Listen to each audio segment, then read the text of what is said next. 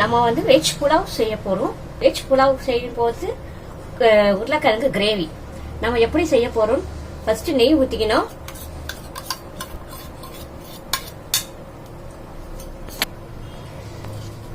நெய் ஊத்திக்கின்னு 1/4 டீஸ்பூன் எண்ணெய்,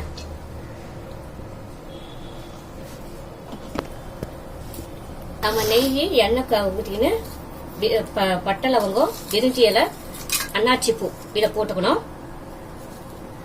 போட்டுக்கின்னு புதினா கருவேப்பிலை போட்டுக்கோங்க. பச்சை மிளகாய் போட்டு வதக்கிட்டு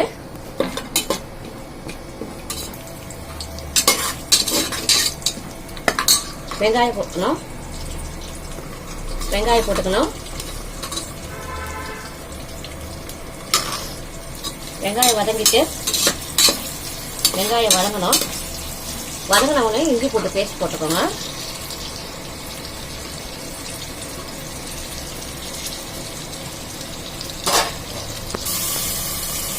வெங்காயம் போட்டோடனே இஞ்சி பூண்டு போட்டு நல்லா வதக்கணும். போட்டு வதக்கணும். இப்போ நல்லா வதங்கிச்சு.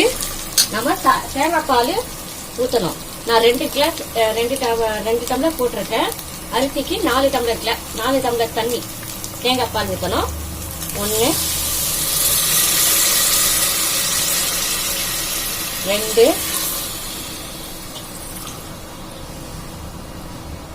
3 4 கிளாஸ் ஊத்திட்டு உப்பு போட்டுக்கணும்.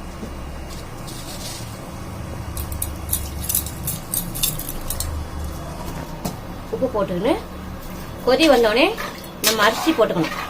இப்போ கொதி வந்துச்சுங்க. அரிசி போட்டுட்டு நம்ம 2 விசில்ல இறக்கிடணும். இறக்கிட்டு அடுத்தது நம்ம உருளைக்கிழங்கு கிரேவி செய்ய போறோம். அது எப்படி செய்யுது நான் உங்களுக்கு காட்டுறேன். இப்போ நம்ம உருளைக்கிழங்கு செய்ய போறோம். இப்போ எண்ணெய் ஊற்றிக்கணும். போட்டுட்டு எண்ணெய் ஊற்றினீங்களா கடுகு கொஞ்சம் போட்டுக்கோங்க. உளுத்தம்பருப்பு,